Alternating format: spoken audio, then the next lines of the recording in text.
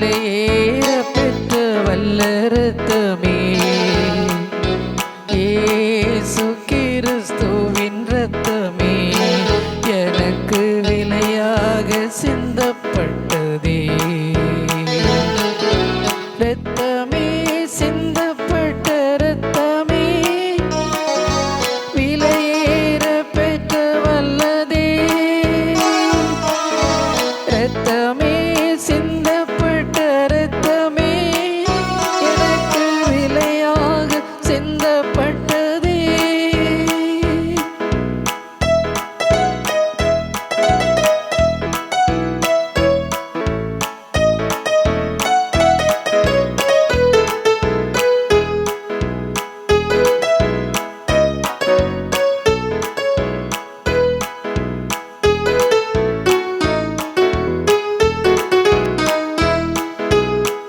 பாவங்கள் யாவையும் கழுவி என்னை பரிசுத்தமாக்கின வல்ல இரத்தமே. பாவங்கள் யாவையும் கழுவி என்னை பரிசுத்தமாக்கின வல்ல இரத்தமே. சுத்தமன சாட்சியை எனக்கு தந்து, சுத்தமன சாட்சியை எனக்கு தந்து, சுத்திகரித்த பரிசுத்த இரத்தமே, சுத்திகரித்த பரிசுத்த இரத்தமே. இரத்தமே, சிந்தப்பட்ட இரத்தமே, விலையேற பெற்ற இரத்தமே.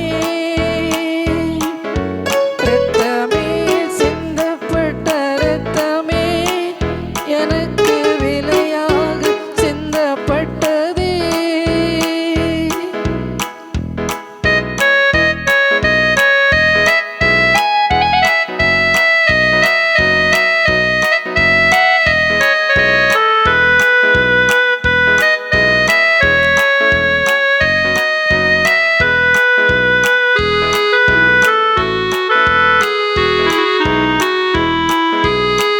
தூரமான புற ஜாதி எனக்கு சொந்தமென்ற உறவை தந்த இரத்தமே.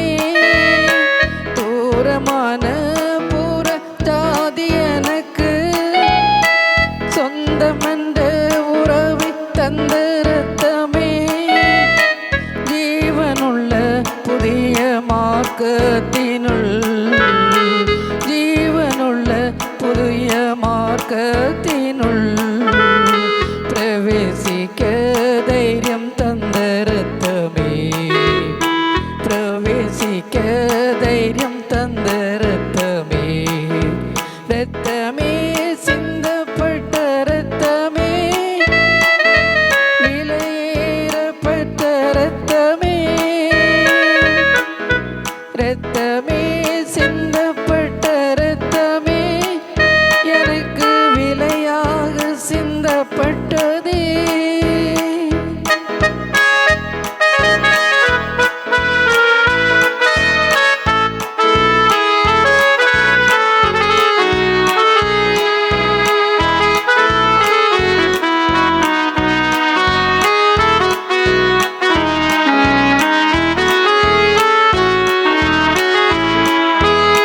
நித்திய மீட்பை எனக்கு தர, எதிர்க்கும் சாத்தான் மேல் ஜெயம் பெற. நித்திய மீட்பை எனக்கு தர, எதிர்க்கும் சாத்தான் மேல் ஜெயம் பெற. நன்மைகள் எனக்காய் பேசுகிற, நன்மைகள் எனக்காய் பேசுகிற, தெளிக்கப்படும் பரிசுத்த இரத்தமே, தெளிக்கப்படும் பரிசுத்த இரத்தமே.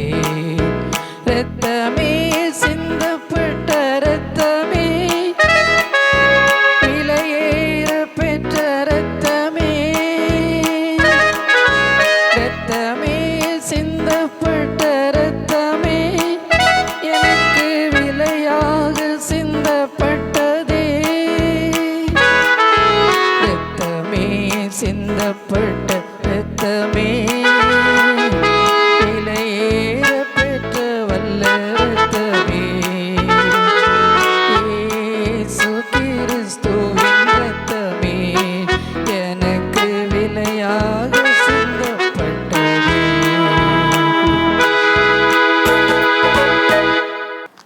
அதிகிருபையாய் நேசித்து வளர்கிற அன்பின் தகப்பனே, உம்மை துதிக்கிறேன், சோதிக்கிறேன் சுவாமி.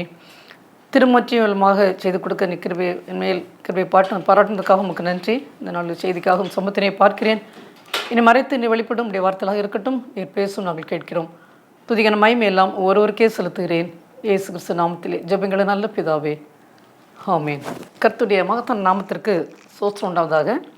இந்த நாளுக்குரிய செய்தியின் தலைப்பு போன வாரத்தில் நாம் சொன்னேன், கர்த்தருக்கு சித்தமானால் அடுத்த வாரத்திலே தொடர்ந்து தானியேலை பற்றி பார்ப்போம் என்று சொல்லி.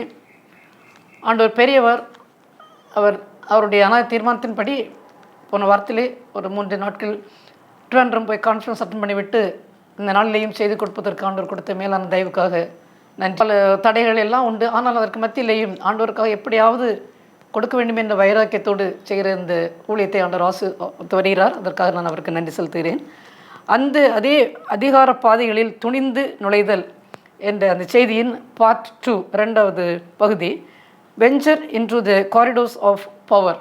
ஸோ நாளையும் நாம் 2வது பகுதியை பார்க்க போகிறோம்.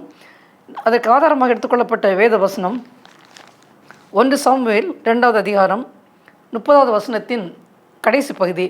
என்னை கனம் பண்ணுகிறவர்களே நான் கனம் பண்ணுவேன், என்னை அசட்டை பண்ணுகிறவர்கள் கன எனப்படுவார்கள் என்று கர்த்தர் சொல்கிறார். 1924 வருடத்திலே பாரிஸில் நடந்த ஒலிம்பிக்கிலே எரிக் லிடல் என்று சொல்லக்கூடிய ஒரு ஓட்டப்பந்தய வீரர், அவருக்கு 100 மீட்டர் தூரத்திற்கு ஓடுவதற்கு நான் போக மாட்டேன் என்று சொன்னது அங்கே ஒலிம்பிக் அந்த ஸ்டேடியத்திலே பயங்கரமாக ஒரு கிளர்ச்சி எழுப்பியது. அதுக்கு பிறகு நடந்த 400 மீட்டர் ஓட்டப்பந்தயத்திலே அவர் சேர்ந்தார். அப்படி சேரும்போது அவருக்கு அந்த நாளிலே நல்ல ட்ரெஸ் எல்லாம் மாற்றி அந்த ஆயில் மெசேஜ் எல்லாம் பண்ணிட்டு ஒருவர் ஒரு சின்ன ஒரு பேப்பர்லே ஒரு வசனத்தை எழுதி கொடுத்தார். அதுதான் இன்றைக்கு நான் வாசித்த வசனம். என்னை கனம் பண்ணுகிறவர்களே நான் கனம் பண்ணுவேன், என்னை அசட்டை பண்ணுகிறவர்கள் கனினப்படுவார்கள் என்று கர்த்தர் சொல்கிறார். இது சொன்னோன்னே அவருக்கு இன்னும் கூட உற்சாகம் வந்தது. ஏன் அதுக்கு அவர் முதலிலே அந்த 100 மைல் ஓட்டத்தை 400 மைல் ஓட்டத்துக்கு ஓகேன்னு சொன்னவர் 400 மீட்டருக்கு ஓடுவேன்னு சொன்னவர் ஏன் 100 மீட்டருக்கு மாட்டின்னு சொன்னால் அது ஒரு ஓய்வு நாளாக இருந்தது, சண்டேயாக இருந்தது, ஞாயிற்றுக்கிழமையாக இருந்த ஒரு காரணத்தினால்தான் அந்த நாளிலே எனக்கு என்ன வந்தாலும் சரி நான் அந்த நாளே கர்த்தருக்கின்ற பரிசுமாக நான் ஆசிரிப்பேன், எந்த விளையாட்டுகளில் எதுவுமே சேர மாட்டேன்னு சொல்லி ஒரு வைராக்கியம் இருந்த ஒரு காரணத்தினால்தான் அவர் அன்றைக்கு அதை மறுத்துவிட்டார். ஆனால் அதுக்கு பிறகு 400 மீட்டர் ஓடினதிலேயே அவர் முதல் பரிசு பெற்றார் என்று பார்க்கும்போது அந்த வைராக்கியம் நமக்கு கிறிஸ்தவர்களாய் நமக்கு ஆண்டவருடைய காரியங்களிலே நாம் வைராக்கியம் உடையவர்களாக இருக்க வேண்டும். அதுதான் தானியேலுடைய சரித்திரத்திலே அவரையும் அவருடைய நண்பருடைய காரியங்களை பார்த்தோம் சொன்னால் ஆண்டவர் பிள்ளை அவ்வளோ ஒரு வைராக்கியமாக இருந்தார்கள். நான் போன வாரத்திலே பார்த்தோம் எந்த அளவுக்கு அவர்களை அங்கிருந்து அடிமைகளாக சிறை கைதிகளாக பிடிக்கப்பட்டு கொண்டு வந்து பாபிலோன் தேசத்திலே அங்கே வந்தவர்களே சில வாலிபர்களே நேபாத் தன்னுடைய கீழே வைக்க வேண்டியதற்காக நல்ல அழகுள்ளவர்களும் அறிவுள்ளவர்களும் எல்லாவற்றிலும் தேர்ச்சி பெற்றவர்களுமாகிய அவர்களுக்கு பயிற்சி கொடுக்க வேண்டும் என்று வரும்போது அந்த சாப்பாட்டு விஷயத்தை இவர்கள் மறுத்து விட்டார். தானியே சொல்லிவிட்டார், அதை மட்டும் ராஜா கொடுக்குற அந்த போஜனத்தையும் அவர் அருந்துகிற அந்த தாட்சி ரசத்தையும் நான் அருந்த மாட்டேன்னு சொல்லி அதிலேயும் அவர் அந்த அப்ரோச்சே வித்தியாசமாக இருந்தது. 10 நாள் அதற்கு இவர்களுக்கு பொறுப்பாக கொடுத்தவரிடம் அவர் பயந்தார். ஒருவேளை நான் கொடுக்காமல் நீங்கள் ரொம்ப டயர்டாக இருந்தால் ராஜா பார்த்தால் என்னை சிரசேதம் பண்ணிவிடுவாரே என்று சொன்ன உடனே நீ 10 நாள் மட்டும் கொடுத்து பாரும் என்று சொல்லி அதை சோதித்து பாரும், நாங்கள் எப்படி இருக்கும்னு சொல்லிவிட்டு அதை பார்த்து விட்டு நீர் அதை தொடர்ந்து செய்தால் போதுன்னு சொன்ன உடனே அவரும் அதற்கு கர்த்தருடைய கண்களில் அவர்களுக்கு தயவு கிடைத்தது. ஓகேன்னு சொல்லி 10 நாள் கழிந்து பார்க்கும்போது மற்ற எல்லாரையும் பார்த்து இவர்கள் நல்ல முகக்கலையாகவும் நல்ல புஷ்டியாகவும் இருந்ததே. அந்த ஒரு தலைவர் பொறுப்பாக இவர்கள் மேலே பொறுப்பாக அமைக்கப்பட்ட அந்த அதிகாரி பார்த்து சந்தோஷப்பட்டான். அதனால் பார்க்கும்போது இப்படி பல காரியங்களே ஆண்டோடைய காரியங்களே வைராக்கியமாக இருக்கும்போது நிச்சயமாக பெரிய பெரிய பவர் என்னதான் இருந்தாலும் அதிகாரத்தில் இருக்கிறவன் மத்தியிலே கூட நமக்கு அங்கே போவதற்கு போக வேண்டிய சூழ்நிலை வராமல் இருந்தாலும் சூழ்நிலையில் ஆண்டவர் நமக்கு உருவாக்கி தருவார். தான் மீதி உள்ள பகுதியை நாம் நாளை பார்க்க போகிறோம். பரம்பரை ஜபத்திலே பார்க்கிறோம், நம்முடைய ராஜ்யம் வருவதாக என்று நான் மாதிரி ஜபத்தை ஆண்டவர் இயேசு கிறிஸ்து சுவிசேஷத்தில் கற்றுக் கொடுத்தார். ஆண்டவருடைய ராஜ்யத்திற்கும் உலகத்திலே நடக்கிற ராஜ்யங்களுக்கும் எப்பொழுதுமே ஒரு போராட்டம் நடந்து கொண்டே இருக்கும், எதிர்த்து போர் நடந்து கொண்டே இருக்கும். அதான் நீங்கள் பார்க்கும்போது பழைய காலத்திலே முதல் ராஜ்யமாக எது வந்து சொல்லி பார்க்கும்போது ஆதியாகமம் புத்தகம் 10வது அதிகாரத்திலே பார்த்தோம்னு சொன்னால் அங்கே 8வது வசனத்திலே நிம்ரோத் காமனுடைய சன்னதியிலே கூஷ் என்பவனுக்கு நிம்ரோத் என்ற ஒருவன் பிறக்கிறான். அவன் எப்படிப்பட்டவன் சொன்னால் பராக்கிரமசாலி, அது மட்டுமல்ல பலத்த வேட்டைக்காரனாக இருந்தான் என்று பார்க்கிறோம். அவன்தான் 10வது வசனம், பாபேல், ஏரேக், அக்காத், கல்னே என்னும் இடங்கள் அவன் ஆண்ட ராஜ்யத்திற்கு ஆதி ஸ்தானங்கள் என்று சொல்லி தான் முதல் ராஜ்யமாக உலகத்தில் பார்க்கிறோம். அப்புறம் இங்கே என்ன நடக்குதுன்னு சொன்னால், இந்த மக்கள் அந்த சினையர் அந்த இடத்துல போய் இருந்தபோது பூமியில் இருந்தார்கள். இந்த மக்கள் இவனோட சேர்ந்து இருக்கும்போது இவர் என்ன பண்ணாலும், நாம் எல்லோருமே ஒரே இடத்துல இருப்போம், ஒரே பாஷையாக நாம் எல்லாம் ஒரே இனத்தராக நாம் இங்கே இருப்போம் என்று சொல்லி நாம் ஒரு கோபுரத்தை கட்டுவோம், ஒரு இடத்தையும் நாம் இதற்கு ஆயத்தப்பட்டோம்னு சொல்லி 11வது அதிகாரத்தில் பார்த்தோம்னு சொன்னால், அங்கே ஒரு நகரத்தையும் வானத்தை அளாவும் சிகரம் உள்ள ஒரு கோபுரத்தையும் கட்டும் என்று இவர் கட்டுகிறார்கள். செங்கலும் இன்னும் கீழும் வைத்து இவர் கட்டுகிறார்கள். அப்பொழுது நிலைக்கையிலையும் வைத்து இவர்கள் கட்டி கொண்டு மேலேயே வரைக்கும் போகிறார்கள். இவர் உடனே கர்த்தர் பார்த்தார், உயரமாக கட்டி கொண்டே போகிறார்கள், நாம் கெட்டது என்று சொல்லி பார்த்தோம்னு சொன்னால், அதில் 4வது வசனத்தில் ஒரு கோபுரத்தையும் கட்டி நமக்கு பேர் உண்டாக பண்ணும் வாருங்கள் என்று சொல்லி அவர் கட்டுகிறார்கள். ஆனால் ஆண்டவர் கர்த்தர் அங்கிருந்து பார்த்து கொண்டு இவர் இந்த மாதிரி நாங்கள் செய்வது தடைப்படாது என்று சொல்லி கட்டுகிறார்களை பார்ப்போம் என்று சொல்லி அவர் இறங்கி வந்து அதை அப்படி ஒவ்வொரு பாஷைகளை தாறுமாறாக்கி அதை அவர்கள் கட்ட முடியாமல் எல்லாம் சிதறி போக பண்ணினார். பாபில் என்பதற்கு பெயர் போயிட்டு அதற்கு பிறகு கட்டவில்லை. அதுக்கு பிறகு பார்த்தோம்னு சொன்னால் அநேகம் பேர் அதை எடுத்து கட்ட வேண்டும் என்று சொல்லி முயற்சி செய்தார்கள். ஆனால் இறுதியாக யார் அதை கட்டினார் சொன்னால், நேபுகாத்நேச்சர் தான் அந்த பாபிலோன் ராஜ்யத்தை கட்டி அந்த எல்லாத்தையும் கட்டி எழுப்பி கொண்டு வந்தது அவர்தான்.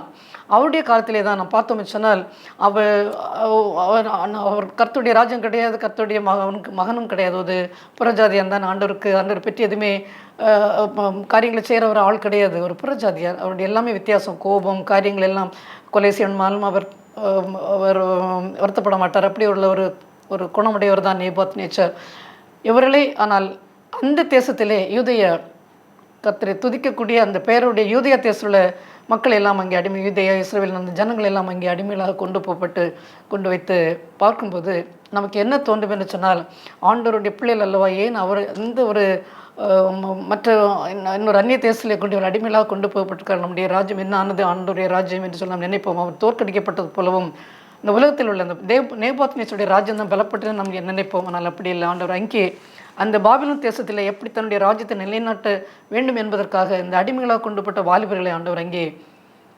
அவர்களை அங்கே கொண்டு போகிற என்று பார்க்கிறோம். இங்கே பார்க்கும்போது நமக்கு இந்த நாளில் நான் பார்க்க போகிற காரியம் என்னன்னு சொன்னால், தானியேல் புஸ்தகம் 2வது அதிகாரத்திலே இந்த நேபுகாத்நேச்சர் ஆண்டு 2வது வருஷத்திலே அவர் ஒரு சொப்பனத்தை காண்கிறார். சொப்பனத்தை பார்த்து மனம் கலங்கி கொண்டு இருக்கிறார். உடனே ஜோஷியர்கள் என்னும் சாஸ்திரிகள் ஞானிகள் எல்லாரையும் அழைத்து அவர்கள் சொல்கிறார். நேபுகாத்நேச்சர் சொல்கிறார், நான் கண்ட சொப்பனத்தையும் அதற்குள்ள அர்த்தத்தையும் சொல்ல வேண்டும் என்று அவர் சொல்கிறார். உடனே அவர்கள் சொல்ல, இது புதிதாக இருக்கிறதே ராஜாவே, சொப்பனத்தை சொன்னால் நாங்கள் அதற்குள்ள அர்த்தத்தை சொல்ல முடியும், ஆனால் சொப்பனத்தையும் அர்த்தத்தை எப்படி எங்களால் சொல்ல முடியும் என்று சொன்ன உடனே அவர் கோவப்படுகிறார். 2வது அதிகாரத்தில் பார்க்கும் தானியேல் எழுதின புஸ்தகம் 2வது அதிகாரத்தில் பார்க்கும்போது, இந்த பூமியில் யாருக்குமே இப்படி சொல்ல முடியாது, மாம்சமாக இருக்கிறவர்களுடைய வாசம் பண்ண தேவர்களே ஒழிய ராஜா சமூகத்தில் அதை அறிவிக்கத்தக்க ஒருவருமே இல்லை என்று இவர் சொன்ன உடனே ராஜாவுக்கு ரொம்ப கோபம் வருகிறது. இவர்கள் எல்லாம் கொலை செய்யும்படி ஞானிகள், சாஸ்திரிகள் எல்லோரையுமே கொலை செய்யும்படி, ஜோஷியர் எல்லோரையும் கொலை செய்யும்படி இவர் ராஜா கட்டளையிடுகிறார். அப்போ இவர்களும் அங்கே இருந்த ஞானிகள் தான். அது அவருடைய ட்ரைனிங் பீரியட்லாம் முடிந்து இவர்கள் செலக்ட் பண்ணப்படுகிறார்கள். தானியேலும் அவருடைய நண்பர்களும் இவர்களை கொலை செய்ய தேடும்போது தான் கேட்கிறார், என்ன விஷயம் என்று கேட்ட உடனே தானியேல் கேட்கிறார். அந்த ஆரியோக் என்று சொல்லக்கூடிய அந்த அந்த தலையாரின் அதிகாரிடம் கேட்கும்போது அவர் சொல்கிறார், இப்படியாக ராஜா ஒரு சொப்பனத்தை கண்டு கலங்கி கொண்டிருக்கிறார். அந்த சொப்பனத்தையும் அர்த்தத்தையும் அவர் சொன்னார், ஆனால் யாராலையும் சொல்ல முடியவில்லை என்று சொன்ன. அதனால் ராஜா எல்லோரையுமே கொலை பண்ண வேண்டும், எல்லா சாஸ்திரிமார்களையும் ஞானிகளையும் ஜோஷியர்கள் எல்லாரையுமே கொலை செய்ய வேண்டும் என்று அவர் ராஜா ஆணை பிறப்பித்திருக்க சொன்ன உடனே இவர் முதலே பேசின போல தான் சாப்பாடு விஷயத்தில் எவ்வளோ ஒரு நல்ல ஒரு ஞானமாக அதை அப்ரோச் பண்ணாரோ, அதுபோல் இங்கேயும் என்ன சொல்கிறார் சொன்னால், கொஞ்சம் தீவிரமாக ஒன்று செய்ய வேண்டிய தேவையில்லை. இதை நாங்கள் இந்த வசனத்தை பார்க்கும்போது 16வது வசனம், தானியேல் ராஜாவிடத்தில் அதுக்கு அந்த ராஜா அவசரமாக பிறப்பதற்கு என்ன காரணம் என்று சொன்ன உடனே அவர் பதிலை சொல்கிறார். சொன்ன உடனே காண்பிக்கப்பட்டு தனக்கு தவணை கொடுக்க அவர் விண்ணப்பம் கேட்கிறார், கொஞ்சம் டைம் கொடுங்க என்று சொல்லி தானியேல் அந்த ஆரியாவிடம் கேட்ட உடனே அவர் என்ன, ஆண்டவருடைய கர்த்தர் இவர்கள் என்ன பண்ணினாலும் இவரும் நண்பர்களும் ஆண்டவருடன் ஜெபிக்கிறார்கள், பரலோகத்தின் தகப்பனே இதற்கு உள்ள அர்த்தம் தெரிய வேண்டும் என்று சொல்லி ஆண்டவருடைய கர்த்தரிடம் இவர்கள் விண்ணப்பித்து ஆண்டவர் அதை வெளிப்படுத்துகிறார். உடனே தானியேல் ஆண்டவருக்கு நன்றி சோசம் செலுத்திவிட்டு அங்கே ராஜாவிடம் போகிறார். ராஜாவிடம் போன உடனே அவர் சொல்கிறார், அந்த அர்த்தத்தை சொல்ல முடியுமா என்று சொன்ன உடனே, நீ ஞானிகளை அழிக்க வேண்டாம், இவர் அந்த அர்த்தத்தை நான் அழைக்காதேயும் என்னை ராஜா முன்பாக அழைத்து கொண்டு போவோம் என்று ஆரியோட சொன்ன உடனே அவர் அழைத்து கொண்டு போகிறார். போன உடனே அவர் சொல்கிற ஆரியவன், அவர் இந்த யூதாவிலிருந்து சிறைப்பிடித்து கொண்டு வரப்பட்ட அந்த வாலிபர்களிலே ஒரு புருஷனை கண்டேன், அவன் ராஜாவுக்கு அர்த்தத்தை தெரியப்பான்னு சொன்ன உடனே அவனை அழைத்து வர சொல்லி ராஜாவிடம் தானே நிறுத்தப்படுகிறார். அப்பொழுது ராஜா அந்த விஷயம் தெரிந்து இப்படி சொப்பனத்தை கண்டு அவர் தேய்த்து கொண்டிருப்பதை பார்த்து அர்த்தத்தை சொல்வதற்காக பலரால் முடியவில்லை. தானியேல் சொல்கிறார், இது என்னன்னு சொன்னால் என்ன எதிர்காலத்தில் என்ன நடக்கப் போகுதுன்னு சொல்லி நீர் இரவிலே நினைத்து கொண்டு இருக்கும்போது ஆண்டவராய் கர்த்தர் உமக்கு வருங்காலத்தில் என்ன நடக்கும் என்பதை உமக்கு அதை வெளிப்படுத்தியிருக்கிறார். நீர் கண்டது பெரிய ஒரு சிலை, உயரமான நல்ல ஒரு பயங்கரமான ஒரு சிலை, பொற்சிலை. அந்த சிலையை பார்க்கும்போது அந்த 30வது வருஷத்தில் பார்க்கும்போது ராஜாவே நீர் ஒரு பெரிய சிலையை கண்டீர், அந்த பெரிய சிலை மிகுந்த பிரகாசம் உள்ளதாக இருந்தது, இன்னும் அது உமக்கு எதிரே நின்றது, அது ரூபம் ரொம்ப பயங்கரமாக இருந்தது. அதில் என்ன, அந்த அந்த சிலையினுடைய தலை பசும் பொன்னினால் ஆகியிருந்தது, அதுக்கு மார்பகமும் இன்னும் 2 புயங்களும் வெள்ளினால் ஆனது, வயிறும் 2 தொடைகளும் வெண்கலத்தினால் ஆயிருந்தது, இன்னும் கால்கள் 2 இரும்பினால், இன்னும் பாதங்கள் பாதி இரும்பும் பாதி களிமண்ணும் இருந்தது. இதுதான் நீர் கண்டீர். அதுக்கு பிறகு நீர் அதை பார்த்து கொண்டு இருக்கும்போது உயரத்திலிருந்து ஒரு கல் புரண்டு கைகளால் பெயர்க்கப்படாத ஒரு கல் அங்கே வந்து விரண்டு இந்த பாதங்களை நொறுக்கியது. அது உழவும் இது எல்லா பாகமும் வெண்கலம் பொன் வெள்ளி எல்லாமே அந்த பாகங்கள் எல்லாமே சிதறி அப்படி காற்றடிக்கிற பதரை போல் எல்லாம் இருந்த இடம் தெரியாமல் போய்விட்டது. இதுதான் நீர் கண்ட கனவு. இது என்ன, இது வந்து இந்த கனவு எதிர்காலத்தில் என்ன நடக்க போகிறது என்பதை தான் ஆண்டவரை கர்த்தர் உமக்கு இதை வெளிப்படுத்தி இருக்கிறார் என்று சொல்லி இதனுடைய அர்த்தத்தை சொல்கிறார்.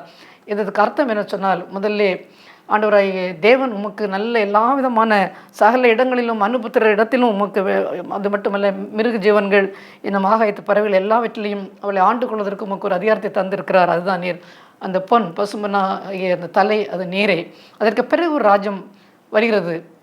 2வது வரக்கூடிய அந்த ராஜ்யம்தான் அந்த வெள்ளினால் ஆனது. அதற்கு பிறகு ஒரு 3வது ராஜ்யம் அது வெண்கலத்தினால் ஆனது. 4வது ஒரு ராஜ்யம் வருகிறது. அந்த இரும்பும் களிமண்ணும் கலந்து அந்த பாதங்களில் இருந்தது, காலில் இருந்த அந்த இரும்பும் நல்ல திறமானது, ஆனால் 2க்கு ஒன்றுக்கு ஒன்று ஒட்டாது, அப்படியாக ஒன்றுக்கு ஒன்று சேர்ந்து கொள்ள மாட்டால். இப்படி 4 விதமான ராஜ்யம் தான். அதை பற்றி தான் பின்னாலே வரக்கூடிய ராஜ்யங்களை பற்றி ஆண்டவரை கர்த்தர் உமக்கு வெளிப்படுத்தியிருக்கான்னு சொல்கிறார். அது சரித்திர ஆசிரியர் என்ன சொல்லணும்னு சொன்னால், அது பாபிலோன், முதலில் பார்த்தது பசும்பொன் நேபுகாத்நேச்சர் பாபிலோன் ராஜ்யம். 2வது பார்த்தது அந்த வெள்ளினால் ஆன அந்த மார்புப்புறமும் அது 2 புயங்களும், அது மேதிய பெர்ஷியருடைய ராஜ்யம். அதுதான் நம்முடைய எஸ்தர் காலத்தில் உள்ளது. அதுக்கு பிறகு ஃபாலோ பண்ணி வரக்கூடிய அடுத்த 3வது ராஜ்யம் எதுன்னு சொன்னால் கிரேக்க சாம்ராஜ்யம், அலெக்சாண்டர் தி கிரேட் அவர்லாம் இருந்த அந்த ஒரு ராஜ்யம். 4வது பார்க்கும்போது அது 4வது பார்த்துன்னு சொன்னால் அதுதான் ரோம ராஜ்யம், ரோம பேரரசு. அப்பொழுதுதான் கிறிஸ்துவமே வளர ஆரம்பித்தது. இதைத்தான் ஆண்டவர் இதே தானியேல் சொல்லவில்லை, சரித்திர ஆசிரியர் இந்த எந்தெந்த ராஜ்யம் என்பதை அவர் சொல்கிறார்கள். இதை பார்க்கும்போது இதைத்தான் ஆண்டவர் ஆண்டவரை கர்த்தர் வரக்கூடிய வரத்தில் என்ன நடக்க போகுது என்பதை இதை சிந்தித்து கொண்டிருந்த காரணத்தினால் அவர் உமக்கு வெளிப்படுத்தியிருக்க சொன்ன உடனே இவருக்கு ரொம்ப நேபுகாத்நேச்சருக்கு உடனே ரொம்ப ஆச்சரியமாக இருந்தது. ஏனென்றால் அவருடைய நாட்டில் உள்ள அந்த பாபிலோன் தேசத்தில் உள்ள அந்த ராஜ்யத்தில் உள்ள யாராலையும் எதுவுமே இதற்குடைய அர்த்தத்தை கனவையும் சொல்ல முடியவில்லை, அர்த்தத்தை சொல்ல முடியவில்லை. எப்படி இவர்கள் இருந்திருக்கும், இவர்கள் உண்மையிலேயே வித்தியாசமாக இருக்கிறார்கள். அது மட்டுமல்ல, அவ்வளோ ஒரு தைரியம் வேண்டும். அவரை பார்த்து, ராஜாவே நீர் அந்த பசும்பொன்னால் ஆனது நீர் தான். அதுக்கு பிறகு ஒவ்வொரு ராஜ்யம் வரின்னு சொன்னால் இவரும் பயங்கர மோசமான ஒரு ஆள். நேபுகாத்நேச்சர் கோபத்திலேயும் என்ன நினைத்தாலும் உடனே செய்கிற ஒரு ஆள். அவர் என்ன மனதில் தோன்றியதோ அது எந்த செகண்ட் தாட்டே கிடையாது. அந்த அளவுக்கு ஒரு மோசமான ஒரு ராஜா தான் நேபுகாத்நேச்சர். ஆனால் தானியேலுக்கு ஒரு தைரியம் இருந்தது. நம்முடைய ராஜா எல்லாவற்றையும் பார்க்கலும் பெரிய ராஜா அல்லவோ, இவர் போய் நாம் இதற்கு பயப்பட வேண்டும் என்று சொல்லி அவர் உடனே சொல்கிறார், உமக்கு பிறகு ஒரு ராஜ்யம் 3 ராஜ்யங்கள் வருதுன்னு சொன்னால் துணிச்சல் வேண்டும் இல்லை என்று சொன்னால் சொல்லவே முடியாது. நான் தான் பெரிய ஆள் என்று சொல்லி கொண்டிருக்கிற நேபுகாத்நேச்சரிடம் போய் உமக்கு பின்னாலே ராஜ்யங்கள் வருகிறது என்று சொன்னால் அதுக்கு ஒரு தைரியம் வர வேண்டும். ஆனால் அவருடைய சொந்த தைரியம் கிடையாது. ஆண்டவரே கர்த்தர் எங்கள் கூட இருக்கிறார், யாரும் அசைக்க முடியாது என்று சொல்லக்கூடிய அந்த பரலோக தேவனுடைய அந்த ராஜ்யத்தில் உள்ள இவர்கள் பிரதிநிதிகள் சொல்ல முடியும். அப்படி அவருக்கு ஒரு தைரியமாக சொல்கிறார். ஆனால் ராஜா என்ன செய்கிறார் பார்க்கும்போது 46 வருஷத்திலே நேபுகாத்நேச்சர் முகங்குப்புற விழுந்து, அது மட்டுமல்ல தானியேலை வணங்கி அவனுக்கு காணிக்கை செலுத்தவும் தூபம் காட்டவும் கட்டளையிட்டான் என்று பார்க்கிறோம். எவ்வளோ பெரிய ராஜா, யாருக்குமே படிந்து போகிற ஒருவன் கிடையாது. அந்த நாட்டில் அவன் பெரிய ஒரு ஆளாக இருந்த ஒரு ராஜா. தானியேல் இந்த அர்த்தத்தை சொன்ன உடனே அவருக்கு ஆச்சரியமாக இருந்தது. அவர் என்ன பண்ணுகிறார், உன்னை முகங்குப்புற தானியேல் காலில் விழுகிறார். விழுந்து அது மட்டுமல்ல, வணங்கி காணிக்கைகளையும் தூபம் காட்ட ஒரு கடவுளைப் போல அவர் தானியேலை அங்கே பார்ப்பதை நாம் பார்க்க முடிகிறது. அந்த பார்க்கும்போது அதுதான் ஒரு இப்போ எவ்வளோ பெரிய ஹை பவராக இருக்கலாம், யாராக அந்த இடத்தில் நாம் நுழையவே முடியாதுன்னு சொல்லி கூட நாம் ஒதுங்கலாம். அப்படி அல்ல, ஆண்டவராகிய தேவன் அவரோடு கூட இருந்து அவ்வளோ ஒரு வைராக்கியமாக இருந்தால் நிச்சயமாக இவர்கள் செய்த போல துணிச்சலாக எந்த காரியத்தையுமே செய்யலாம். அது பின்னால் அதிகாரங்கள் உங்களுக்கு தெரியும்.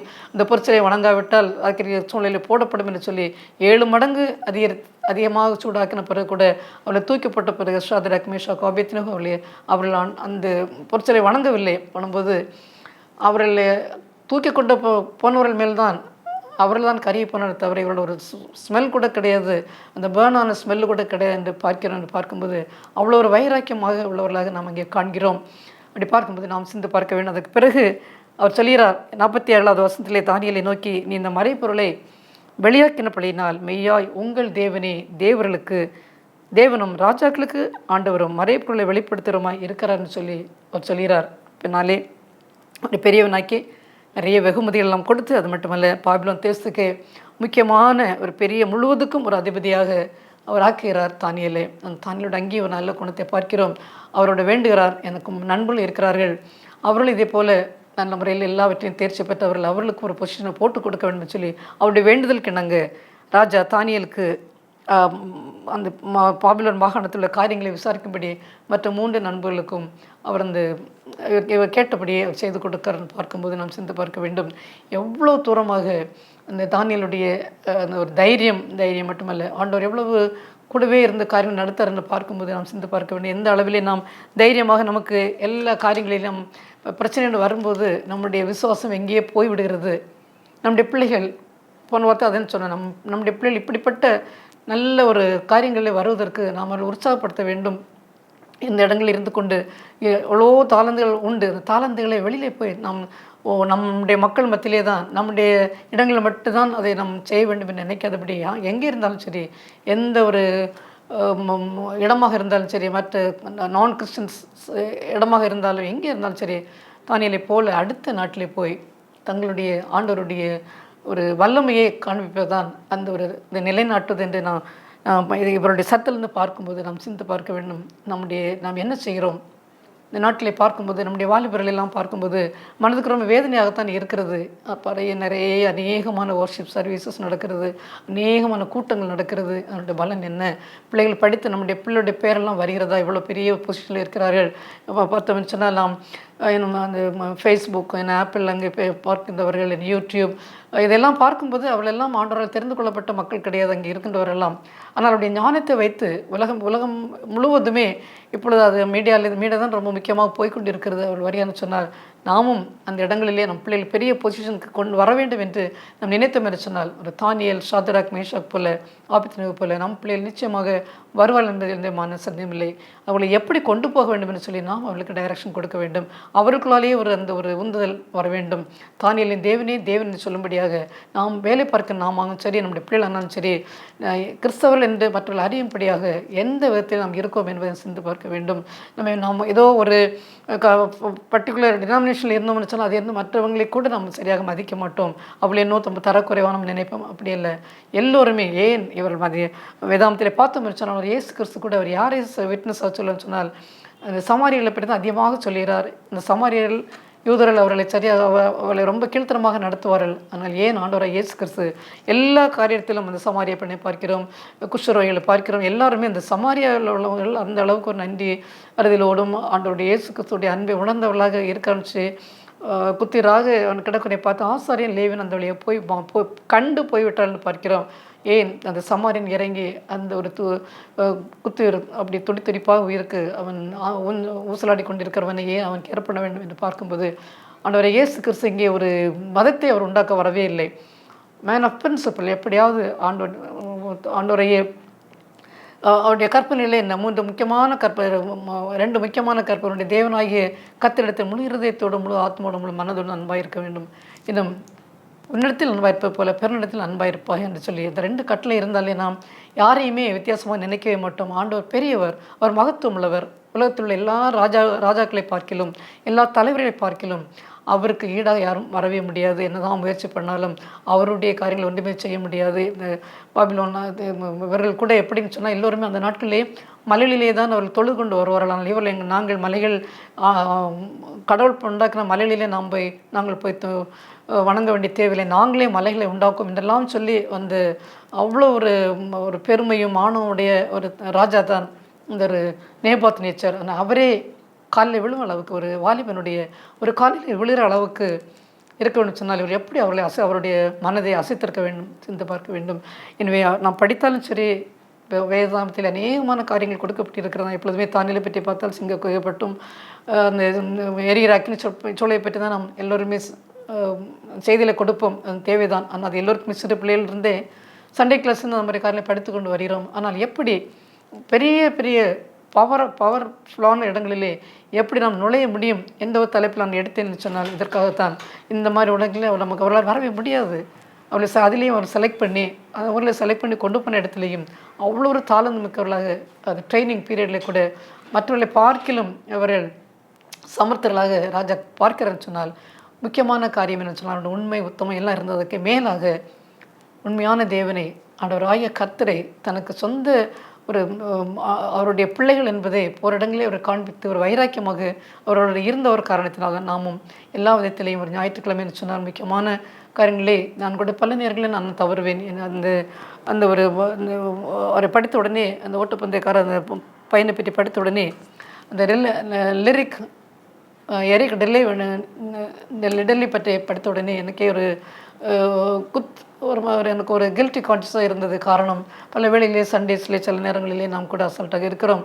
அப்படி இல்லாதபடி ஒரு முக்கியத்துவம் கொடுக்கும்போது நிச்சயமாக அவர் ஒலிம்பிக் பந்தயத்திலே அநேகமான பரிசில் வாங்கிக்கிறார்கள் சொன்னால் அந்த ஒரு வைராக்கியம் ஞாயிற்றுக்கிழமை இருந்த ஒரு காரணத்தினால் அது கிடைப்பதே ரொம்ப அரிதான ஒரு காரியம். அதிலேயும் கிடைத்தும் அன்றைக்கு நான் வரமாட்டேன் என்று அந்த ஒரு வைராக்கியம் இருந்தது. அதுபோல் நமக்கும் நம்முடைய பிள்ளைகளுக்கும் ஒரு வைராக்கியம் இருக்க வேண்டும். அதையெல்லாம் பார்க்கிற ஒரு கர்த்தர் அவருக்கு மனுஷனை போல தான் நாம் எப்படி பிள்ளைகள் நமக்கு பிள்ளை அன்பாக இருக்கிறார்களா, நமக்கு ஒரு முக்கியத்துவம் கொடுக்குறாள்னு சொல்லி நாம் பார்க்கிறோமோ அதுபோல தான் ஆண்டவரை கர்த்தர் நம்மை போல அவர் எல்லா உணர்ச்சியும் அவருக்கு உண்டு.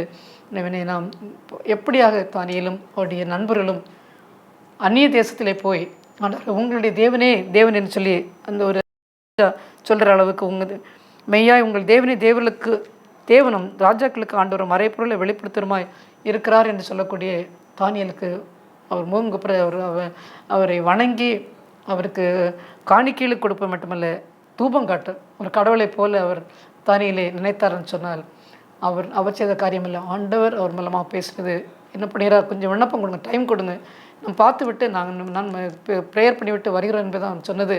கொஞ்சம் எனக்கு தவணை கொடுங்கள் என்று சொன்னது எதற்காகன்னு சொன்னால் அவனுடைய பாதத்தில் அமர்ந்திருந்து ஆண்டவரே இப்படி இந்த சொப்பனத்தையும் அர்த்தத்தையும் சொல்கிறாரே, இது கஷ்டமான ஒரு காரியம்தான், ஆனால் உம்மால் கூடும் ஆண்டவரே என்று சொல்லி அதை அவர் ஜெபிக்கிறார். தேவன் காலங்களையும் சமயங்களையும் மாற்றுகிறார். ராஜாக்களை தள்ளி ராஜாக்களை ஏற்படுத்துகிறவர், ஞானிகளுக்கு ஞானத்தையும் அறிவாளிகளுக்கு அறிவையும் கொடுக்கிறவர், அவரை ஆழமும் மறைப்பொருளுமான வெளிப்படுத்துகிறவர், இருளில் இருக்கிறதை அவர் அறிவார், வெளிச்சம் அவரிடத்தில் தங்கும் என்று சொல்லி நாம் பொய்யான தெற்கு தரிசனங்களை சொல்லி நாமே ஏமாத்துகிறோம், மக்களையும் நாம் ஏமாற்றிக் கொண்டிருக்கோம். தானியல் சொன்ன அந்த ஒரு கரெக்டாக எல்லாவற்றையும் பார்த்தவர் தானியல் கிடையாது, கனவை பார்த்தது தானியல் கிடையாது, நேபாத் நிச்சதான். அப்போ ஏதாவது ஒரு வித்தியாசமாக சொல்லி அவர் தவறாக தானியை சொல்லியிருக்கலாம், நீ சொன்னது நான் இப்படிப்பட்ட கனவை காணவில்லை என்று சொல்லியிருக்கலாம். கரெக்டாக அவர் சொன்னார்னு சொன்னால் அங்கிருந்து தேவனாய கர்த்தரிடமிருந்து அவருக்கு ஞானம் வந்த ஒரு காரணத்தினால் எல்லாவற்றையும் அவர் கரெக்டாக என்ன நடக்க போகிறதே தெரிவித்திருக்கிறார். என்ன ஒவ்வொன்றுக்கும் ஒரு டிஸ்கிரிப்ஷனை கொடுத்தாருன்னு சொன்னால் உண்மையாக ஆண்டவரே நாம் தொழ வேண்டும், வைராக்கியம் உள்ளவர்களாக நாம் இருக்க வேண்டும். ஏனோ தானோ என்று சொல்லி கண்டதெல்லாம் ஆண்டவரை பார்த்தேன், அவர் என்ன பேசுகிறன்னெல்லாம் நாம் பொய்யாக பேசிக்கொண்டிருப்பது தவறான காரியம். அவர் பொறுமையாக கொஞ்ச நாள் பார்த்து கொண்டிருப்பார். நாம் பேசுகிற எல்லா பொய்யான காரியங்கள் எல்லாம் வேதாமத்துக்கும் கர்த்தருக்கு எதிரான பேசுவதெல்லாம் ரொம்ப தவறான ஒரு காரியம். எனவே தானியலின் தேவனாகிய கர்த்தர் நம்ம ஒவ்வொருவரும் கூட இருந்து நாம் ஒரு வைராக்கியம் உள்ள ஒரு கிறிஸ்தவன், அவர் கிறிஸ்தவர்களாக பிள்ளைகளாம் அப்படியே வரத்தக்கதாக பெரிய பெரிய ஸ்தலங்களிலே நம்முடைய பிள்ளைகள் பெரிய ஸ்தானத்திலே வந்து அவருடைய நாமத்தை உங்களுடைய தேவனை தவிர வேறு யாருமே உலகத்திலே பெரிய தேவன் கிடையாது என்று சொல்லி நம்முடைய பிள்ளைகள் மூலமாக நம் மூலமாக அவனுடைய நாமம் மையப்பட வேண்டும். கர்த்தருடைய நாம் மட்டும் மையப்படுவதாக ஜெபம் செய்வோம். அன்புடைய இயேசு சுவாமி, உம்மை துதிக்கிறப்பா, உம்மை சோசரிக்கிறோம். இந்த நாளிலேயும் ஆண்டவரே, தாயினுடைய சரித்திரத்தை பற்றி பார்த்தோம். அங்கே பாபிலோன் தேசத்தில் உள்ள எந்த ஞானிகளாலும் எந்த சாஸ்திரிகளாலும் ஜோஷியராலும் அர்த்தத்தை சொல்ல முடிய அர்த்தம் மட்டுமல்ல, கனவை சொல்ல முடியவில்லை. அவ்வளோ சொன்னார்கள், இது நிச்சயமாக முடியாது என்று சொல்லி எப்படி அர்த்தத்தை கனவை சொல்லாமல் எப்படி அர்த்தத்தை சொல்ல முடியும் என்று சொல்லி. ஆனால் நீரோ அற்புதமானவர், அதிசயமானவர். நம்முடைய வாலிபர்கள் நான் அங்கே தானியேல் மூலமாக அந்த அர்த்தத்தை நீ வெளிப்படுத்தினீரே, அதற்காக நமக்கு நன்றி. அவ்வளோ ஒரு கொடூரமான ஒரு ராஜா தேவபாத்தினேச்சர், அவனே உங்கள் தேவனை எல்லா தேவலும் மேலானவன் சொல்லி தானியேல் முன்னாலே முகங்குப்புற விழுந்து வணங்கி அவளை தூவம் காட்டினான்னு சொன்னால், நாங்கள் சிந்து பார்க்க வேண்டும். ஒவ்வொருவரும் எந்த அளவுக்கு நாங்கள் எல்லா இடங்களிலும் நாங்களுமே ஆண்டவரே நாங்கள் மகிமைப்படுத்துகிறோம். எங்களை பார்க்கும்போது மக்கள் உண்மை பார்க்க வேண்டும். வித்தியாசமான ஜனங்களாக இருக்கிறார்கள், இவருடைய தேவன் நிச்சயமாக வித்தியாசமானவர் என்று அவர்கள் எங்களை பற்றி சொல்லத்தக்கதான ஒரு மாற்றத்தை எங்களை கொண்டு வர வேண்டுமா ஜெபிக்கிறேன். துதிகன மகிமை எல்லாம் ஒருவருக்கே செலுத்துகிறேன். இயேசு கிறிஸ்து நாமத்திலே ஜெபங்களை நல்ல பிதாவே, ஆமென்.